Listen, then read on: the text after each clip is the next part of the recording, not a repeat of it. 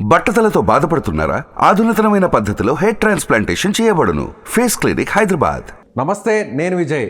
ఏపీలో ఇప్పుడు పిఠాపురం సీటు చాలా హాట్ సీట్గా మారిపోయింది. ఎందుకంటే జనసేన పార్టీ అధినేత పవన్ కళ్యాణ్ ఇక్కడి నుంచే ఎమ్మెల్యే అభ్యర్థిగా బరిలో ఉండబోతున్నారు.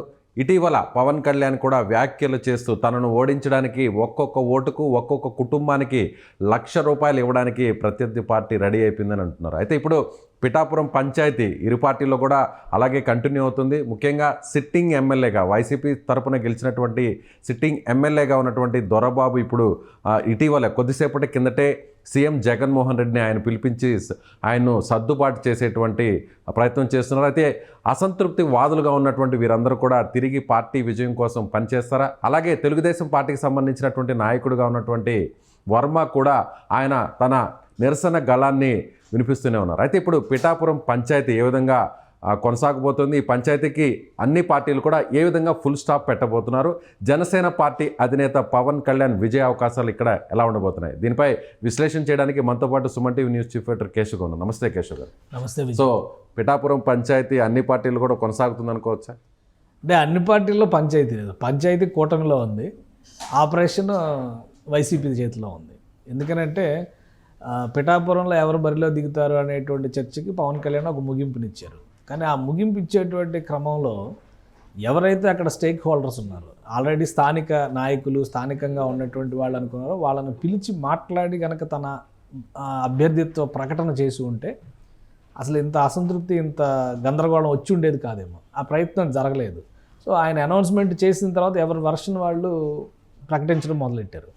ఒకటేంటంటే అధిష్టానం అంటే భయం అన్నా ఉండాలి, భక్తి అన్నా ఉండాలి. ఇవి రెండు లేకపోతే అయోమయం ఎక్కువ ఉంటుంది. ఇప్పుడు జగన్మోహన్ రెడ్డి గారు అంటే ఒక భయమో భక్తో ఉండబట్టే సిట్టింగ్ ఎమ్మెల్యేగా ఉన్న పెండేం దొరబాబు నీకు టికెట్ లేదు అని చెప్పిన వెంటనే ఒక అసంతృప్తి మాట్లాడారు. తర్వాత పిలిచి మాట్లాడిన తర్వాత కొంత సైలెంట్ అయ్యారు. ఇప్పుడు రాజకీయ పరిణామాలు మారుతున్నటువంటి క్రమంలో ఆయనను పిలిచి మరొకసారి జగన్మోహన్ రెడ్డి అంటే ఒక ఆపరేషన్ రెడీ చేసి పెట్టాడు ఆయన. జగన్మోహన్ రెడ్డి గారికి ఏంటంటే అన్నీ సెట్ చేసుకున్నాక ఎటు నుంచి చూసినా కానీ తనను కదిపేటువంటి అవకాశం లేకుండా ప్రత్యర్థికి వ్యూహం ఎలా రచించాలి దాని మీద ఆయనకు ఒక స్పష్టత ఉంది. ఇప్పుడు చూడండి, దాడిశెట్టి రాజా మంత్రి, ఎమ్మెల్యే, ఆయన ఫోకస్ పెట్టాడు. కురసాల కన్నబాబు మాజీ మంత్రి, ఎమ్మెల్యే, ఆయన ఫోకస్ పెట్టాడు. అలానే ఇటువైపు నుంచి చూస్తే ముద్రగడ్డ పద్మనాభంకి ఒక స్పెషల్ టాస్క్ ఇచ్చారు. ముద్రగడ్డ పద్మనాభం కాపు సామాజిక వర్గం పరంగా ఆయన చెప్పిన లెక్క ప్రకారం ఆయన పొలిటికల్ హీరో ముద్రగడ్డ పద్మనాభం గారు. ఎందుకంటే నేను రాజకీయ నాయకుడిని కానీ సినిమా హీరోని కాదని కొట్టిపడేశారు కాబట్టి ఆయన పొలిటికల్ హీరో. ఆ పొలిటికల్ హీరోకి ఒక ఆపరేషన్ అప్పగించారు ఇప్పుడు.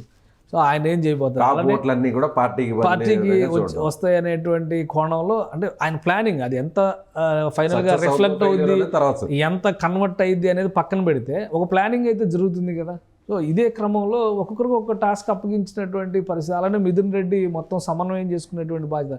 పిఠాపురం సీటు గెలవడం ఒక్కటే ఒక ఎత్తు. ఇప్పుడు రెండో ప్రపంచ యుద్ధం జరిగినప్పుడు హిట్లర్ ఏం చేశాడంటే రష్యాని ఓడించడం కంటే స్టాలిన్ గ్రాడ్ని ఓడించడం ఒక టాస్క్గా పెట్టుకున్నాడు. స్టాలిన్ గ్రాడ్ ఓడిపోతే ప్రెసిడెంట్ స్టాలిన్ ఓడించినట్టే అనేది ఒక ఇది అనమాట. రష్యా నాశనం అయిపోయినా పర్వాలేదు కానీ స్టాలిన్ గ్రాడ్లో ఓడిపోకూడదని చెప్పి వాళ్ళ ఈగోస్ ఎంత పీక్ స్టేజ్లో యుద్ధం చేసినాయో చరిత్ర చెప్తుంది. సో ఇక్కడ పిఠాపురం పరిస్థితి ఎలా ఉందంటే పవన్ కళ్యాణ్ ఓడిస్తే మొత్తం జనసేన వాష్ అవుట్, మిగతా 20 సీట్లు గెలిచినా కానీ జీరో అనేటువంటి ఉద్దేశంతో జగన్మోహన్ రెడ్డి యాక్షన్ ప్లాన్ ముందుకెళ్తుంది. దానికి తగ్గట్టుగా విపక్షాల మధ్య సమన్వయం లేదు. ఇది ఒక పెద్ద సమస్య. ఎందుకంటే పిఠాపురంలో ఎమ్మెల్యే అభ్యర్థిగా వర్మ అనేటువంటి నాయకుడు 2009 నుంచి అక్కడ పనిచేస్తున్నటువంటి నాయకుడు టీడీపీకి సంబంధించి. 2009లో ఎమ్మెల్యే అభ్యర్థిగా పోటీ, ఇంకా చెప్పాలంటే పొలిటికల్ హీరో ముద్రగడ్డ పద్మనాభం కంటే ఆయనకి ఎక్కువ ఓట్లు వచ్చినాయి. 2009లో ప్రజారాజ్యం పార్టీ పుట్టినప్పుడు ప్రజారాజ్యం పార్టీ అభ్యర్థిగా వంగాగీత పోటీ చేస్తే, వర్మ టీడీపీ నుంచి పోటీ చేస్తే, కాంగ్రెస్ నుంచి ముద్రగడ్డ పద్మనాభం పోటీ చేస్తే ముద్రగడ్డ పద్మనాభం 3వ స్థానంలో ఉన్నాడు. అంటే ఈయనకంటే ఒక 1000-2000 ఓట్లు వర్మకే ఎక్కువ వచ్చినాయి. అప్పుడు వంగాగీత ఫైనల్గా గెలిచింది. కాబట్టి అది పిఠాపురం సీటు కాపులు ఎక్కువగా కన్సాలిడేట్ అయ్యి ఓటేస్తారనేటువంటి ఆశ ఇక్కడ ఉందని మనం అనుకోవాలి. అలా చూసినా కానీ ఒకవేళ కాపులు కన్సాలిడేట్ అయ్యి ఓటేస్తే ముద్రగడ్డ పద్మనాభం గారు 3వ స్థానానికి ఎందుకు వెళ్తారు? కాబట్టి అది అప్పుడు చరిత్ర. 2014లో ఏం జరిగింది, ఇదే వర్మ కాంగ్రెస్ పార్టీ అధికారంలోకి వచ్చింది. అప్పుడు అధికారంలోకి వచ్చింది 2009లో. ఇదే వర్మ 2014 ఎలక్షన్స్లో కూటమి నుంచి ఆయనకి టికెట్ రిజెక్ట్ చేసి విశ్వం అనేటువంటి వ్యక్తికి తెలుగుదేశం పార్టీ టికెట్ అప్పగిస్తే ఆయన 3వ స్థానంలో ఉన్నాడు. 17,000 ఓట్లు 20,000 ఓట్లు కూడా దాటలేదు ఆయనకి. వర్మ ఇండిపెండెంట్గా వేస్తే 93,000 ఓట్లు సాధించి గెలిచాడు ఆయన. సో అక్కడ వర్మకు పట్టుంది అంటే ఒకవేళ సామాజిక వర్గం ఓటే కన్వర్ట్ అయితే అక్కడ జరగలేదు కదా, ఆ పరిణామం జరగలేదు కదా. అప్పుడు పోటీ చేసింది కూడా వైఎస్ఆర్సీపీ నుంచి పిండం దొరబాబే పోటీ చేశాడు, కాపు సామాజిక వర్గమే, కానీ ఓటు కన్వర్ట్ కాలేదు అక్కడ. సో 2019లో జరిగినటువంటి లెక్కలు చూస్తే కనుక విడివిడిగా ఎవరికి వాళ్ళు పోటీ చేసినటువంటి సందర్భంలో పిండం దొరబాబుకి కలిసి వచ్చింది, ఆయన గెలిచాడు. తర్వాత జనసేన నుంచి మాకినీడు శేష్ కుమారి పోటీ చేసింది, 26,000 ఓట్లు 27,000 ఓట్లు వచ్చినాయి. ఒకవేళ సామాజిక వర్గమే కన్సాలిడేట్ అయ్యి ఉంటే అక్కడ ఆమె కూడా మంచి ఓటింగ్ వచ్చి ఉండాలి కదా. అంటే ఓటరు అక్కడ మనస్తత్వాన్ని బట్టి ఓటింగ్ చేస్తున్నాడు. ప్లస్ ఒకసారి 2014లో అంటే వర్మకి జరిగినటువంటి అన్యాయం నేపథ్యంలో అతనికి ఓటింగ్ పోలరైజ్ అయినటువంటి విధానాన్ని చూస్తే కనుక ఇప్పుడు పవన్ కళ్యాణ్ పైన అలాంటి సింపతి వస్తుందా? ఎప్పుడు వస్తుందంటే వర్మను కలుపుకున్నప్పుడు, ఈవెన్ శేష్ కుమార్ని కూడా కలుపుకుని ఉంటే ఒక ఉదయ్ శ్రీనివాస్ కూడా అక్కడ హైదరాబాద్ నుంచి వెళ్ళి ఆపరేషన్స్ చేసి వచ్చేటువంటి ఆహారం కానీ స్థానికుడు కాదనేటువంటి అభిప్రాయం అదే కదా వాళ్ళు చెప్తుంది పదే. సో ఈ అసంతృప్తిని అంతటిని కూడా ఒక దగ్గరకు తీసి వాళ్ళని బొజ్జగించి ప్రకటన చేసి ఉంటే పవన్ కళ్యాణ్ ఇంత వ్యతిరేకత ఎదుర్కొనేటువంటి పరిస్థితి ఉండేది కాదు. ఆయన యథాలాపంగా ఒక ప్రకటన చేశారు, నేను వస్తానంటే కనుక ఏ సమస్య ఉండదని అనుకున్నారు ఆయన. వీళ్ళందరూ మాట్లాడుతున్నారు. కానీ పవన్ కళ్యాణ్ చరిష్మాన్ చూసే కదా ఓట్లేస్తారు ఎవరైనా. ఇక్కడ అదే చూస్తుంటే 2019లోనే ఆయన 2 చోట్ల గెలవాలి, లేదా కనీసం ఒక చోటనే గెలవాలి కదా. సో అందుకని ఇప్పుడు చరిష్మా అనేటువంటి పాయింట్ని పక్కన పెట్టేసేయాలి మనం. ఇప్పుడు రాజకీయం, వ్యూహం, సామాజిక వర్గ సమీకరణలో బదలాయింపులు, వీటి మీద ఫోకస్ పెట్టాలి. ఇప్పుడు జగన్మోహన్ రెడ్డి గారు చేస్తున్నటువంటి ఆపరేషన్ అదే. అటు కాపు సామాజిక వర్గం నుంచి ఉన్నటువంటి మంత్రుల్ని, మాజీ మంత్రుల్ని, సీనియర్ నాయకుల్ని మోహరించారు. ఇంకోవైపు నుంచి ధనం పెట్టగలిగేటువంటిది, వ్యూహం నడిపించగలిగేటువంటి నాయకులు ద్వారంపూడి చంద్రశేఖర్ రెడ్డి ప్రత్యేకమైనటువంటి పొలిటికల్ వ్యూహకర్తగా ఆయనకి అప్పగించారు పిఠాపురంలో. ఆయన బరిలో ఉండే కాకినాడ సిటీ తర్వాత ఎక్కువ ప్రయారిటీ దీని మీద పెట్టారు. ఇప్పుడు ఆ చుట్టూ కాకినాడ సిటీ ఎమ్మెల్యేగా కంటెస్ట్ చేస్తున్న ద్వారంపూడి చంద్రశేఖర్ రెడ్డి పిఠాపురంలో రాజకీయ వ్యూహాల పర్యవేక్షణ చేస్తారు.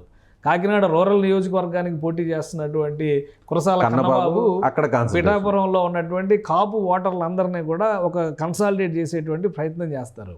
అలానే తుని నియోజకవర్గం నుంచి పోటీ చేస్తున్నటువంటి మంత్రి దాడిశెట్టి రాజా పిఠాపురం నియోజకవర్గంలో ఉన్నటువంటి అదే సామాజిక వర్గానికి సంబంధించిన వాళ్ళందరినీ కూడా పవన్ కళ్యాణ్ వ్యతిరేకంగా కూడగట్టేటువంటి ప్రయత్నం చేస్తారు. అంటే పిఠాపురం చుట్టుపక్కల ఉన్నటువంటి నియోజకవర్గాలకు సంబంధించి వైసీపీ అభ్యర్థులందరూ కూడా అక్కడే కష్టపడి పనిచేయాల్సినటువంటి పరిస్థితి. ఇప్పుడు అక్కడ ఓటింగ్ పరంగా చూస్తే ఒక 70,000 ఓట్లు కాపు ఓట్లు ఉన్నటువంటి పరిస్థితి ఉంది. అలానే ఒక 30,000 ఓట్ల వరకు కూడా అగ్నికుల క్షేత్ర మత్స్యకార సామాజిక వర్గానికి సంబంధించినటువంటి ఓట్లు ఉన్నట్టుగా తెలుస్తుంది. బీసీ వర్గాల ఓట్లు కూడా ఒక 20,000-25,000, ఇవి అవి కలిపితే కూడా మళ్ళీ ఒక 50,000-55,000 ఓట్లు దగ్గర వచ్చేటువంటి అవకాశం కనిపిస్తుంది. రాజులకి క్షత్రియ సామాజిక వర్గానికి సంబంధించి కూడా 15,000 నుంచి 20,000 మధ్యలో ఓట్లు ఉన్నట్టుగా ఉంది. ఒకవేళ అందరూ మా కులాన్నే మేము గెలిపించుకు తీరుతాం అనేటువంటి నిర్ణయం కనుక తీసుకుని ఓటేస్తే జరిగేటువంటి ఈక్వేషన్ అది. కాబట్టి జగన్మోహన్ రెడ్డి గారి ఆపరేషన్ ఎట్లా ఉంది ఇప్పుడు చాలా క్లియర్గా అగ్నికుల క్షత్రియుల్ని వీళ్ళందరినీ తీసుకునేటువంటి పని దాడిశెట్టి రాజా గారికి అప్పగించారు.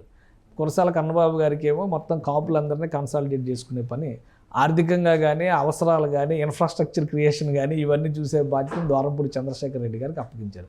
పెద్ద మనుషులందరినీ బొజ్జగించి ముఖ్యంగా కాపుల్లో ఉన్నటువంటి పాత జనసేన లీడర్లందరినీ, ప్రజారాజ్యం పార్టీ లీడర్లందరినీ తీసుకొచ్చే బాధ్యత మళ్ళీ ఆయన తీసుకున్నారు. ముద్రగడ పద్మనాభం అక్కడ స్వతహాగా వంగా గీత అభ్యర్థి ప్రజారాజ్యం పార్టీ తరఫున గెలిచి కాకినాడకి ఇప్పుడు ఎంపీగా ఉన్నటువంటి అభ్యర్థి, ఆమె కూడా అదే సామాజిక వర్గం కాబట్టి ఆమె లెక్కలు ఆమె చేసుకుంటున్నారు. సో ఇంత ప్లానింగ్ జరుగుతుంది. అంటే ఇప్పుడు పవన్ కళ్యాణ్ ఇచ్చినటువంటి జనసేన వైపు నుంచి కానీ, బీజేపీ వైపు నుంచి కానీ, టీడీపీ వైపు నుంచి అసలు ఏం ప్లానింగ్ ఉంది? 3 పార్టీల నాయకులు, కార్యకర్తలు కలిసి ఒక ఆత్మీయ సమావేశం పెట్టారా పిఠాపురంలో? పవన్ కళ్యాణ్ గారిని చూసి ఓటు ఎందుకు వేస్తారు?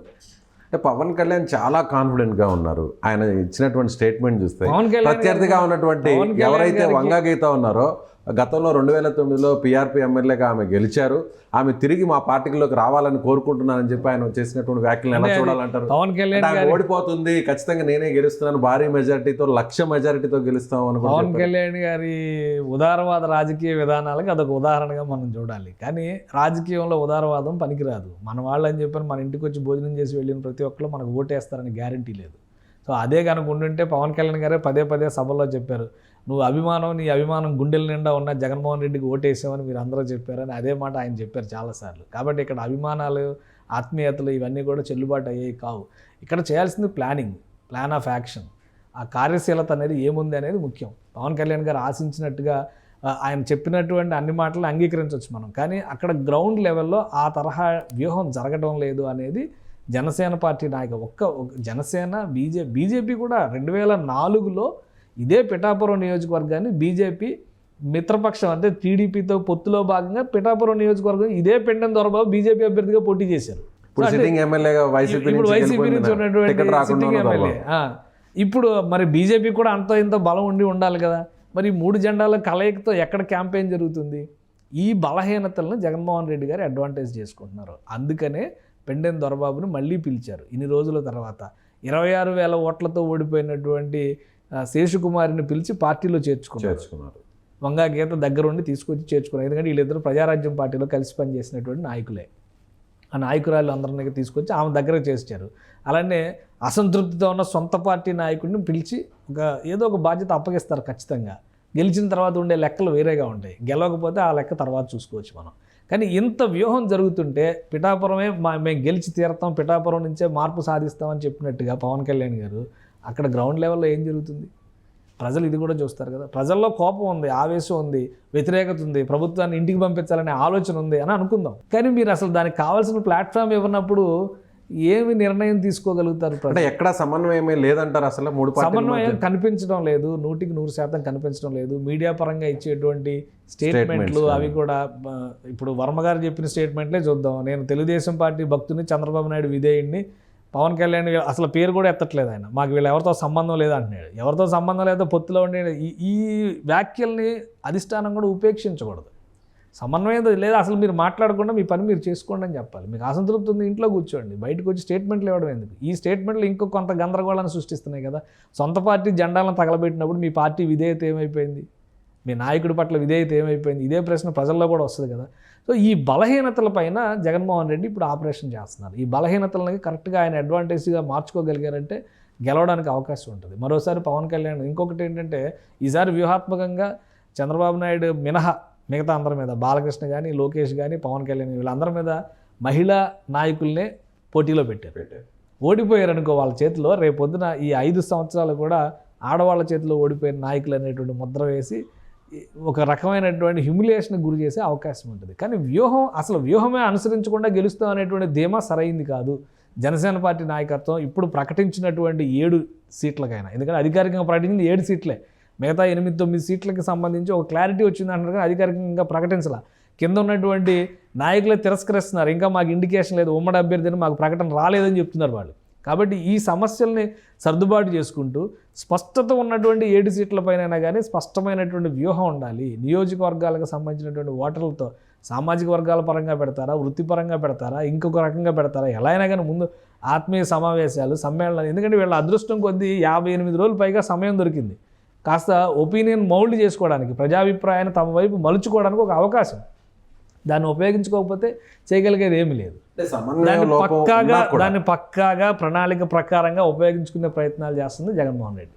సో సమన్వయ లోపం ఉన్నట్టు మీరు చెప్పినట్టుగా కూడా చూస్తే, కానీ అక్కడ బరిలో ఉండేది పవన్ కళ్యాణ్, జనసేన పార్టీ అధినేత పవన్ కళ్యాణ్. అంటే అన్ని లెక్కలు చూసుకొని, అన్ని ఫీడ్బ్యాక్ తీసుకొని, సర్వేలన్నీ కూడా విశ్లేషించుకొని ఇప్పుడు ఆయన అక్కడ ఆ స్థానాన్ని ఎంచుకున్నారు. పవన్ కళ్యాణ్ అంటే గెలుపు నల్లేరు మీద నడక అని భావించే కదా అక్కడికి. పవన్ కళ్యాణ్ గారు ఆయన పని చేయడం అనేది ఇక్కడ ఈ ఎలక్షన్స్లో చాలా ముఖ్యం. ఆయన మాత్రమే పనిచేయడం. ఎందుకంటే భీమవరంలో ఆయన నమ్ముకున్న నాయకులు గెలిపిస్తారని నమ్మకంతోనే ఓటమి పాలయ్యారని చెప్పారు. తెలంగాణలో ఆయన నమ్ముకున్న నాయకులు 32 సీట్లు గెలుస్తారనే నమ్మకంతోనే డిపాజిట్లు కోల్పోయారు పోటీ చేసిన 8 సీట్లలో కూడా.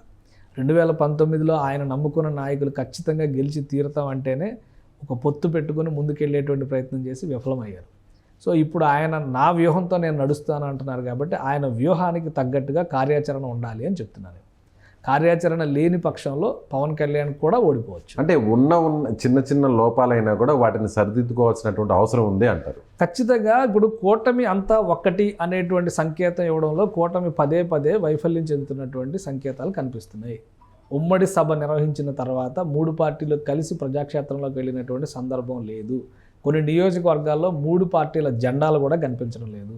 కనీసం ముఖస్థుతి కోసం కూడా మేమంతా ఒకటిగా పోటీ చేస్తున్నాం అనేటువంటి మాట చెప్పడం లేదు. కూటమిలో ఉంటూనే కొట్లాడుకునేటువంటి రాజకీయం నడుస్తుంది. దీనివల్ల కూటమికి చేటు, పవన్ కళ్యాణ్కి కూడా చేటు. Right sir. సో పిఠాపురం మీద పెద్ద ఎత్తున జగన్మోహన్ రెడ్డి, వైసీపీకి సంబంధించినటువంటి అధినాయకత్వం, అలాగే కీలకమైనటువంటి నాయకులందరూ కూడా ఈ నియోజకవర్గం మీద ఫోకస్ పెట్టారు. పవన్ కళ్యాణ్ని ఖచ్చితంగా ఓడిస్తామంటూ కూడా ఇప్పటికే పదే పదే చెప్తున్నటువంటి వైసీపీ అందుకు తగ్గట్టుగా వ్యూహరచన చేస్తుంది. అయితే చిన్న చిన్న సమస్యలను, లోపాలను కూడా సరిదిద్దుకోవాల్సినటువంటి అవసరం ఉంది. అలాగే తెలుగుదేశం పార్టీకి సంబంధించినటువంటి నాయకులు, అలాగే జనసేన పార్టీకి సంబంధించినటువంటి నాయకులు బీజేపీతో కలిసి మరొకసారి సమన్వయం చేసుకోవాల్సినటువంటి అవసరం ఎంతైనా ఉందని కేశవ్ గారు చెప్తున్నారు. Thank you so much. Suman టీవీలో మీ పర్సనల్ అండ్ బిజినెస్ ప్రమోషన్స్ కోసం కింది నెంబర్కి కాంటాక్ట్ చేయండి.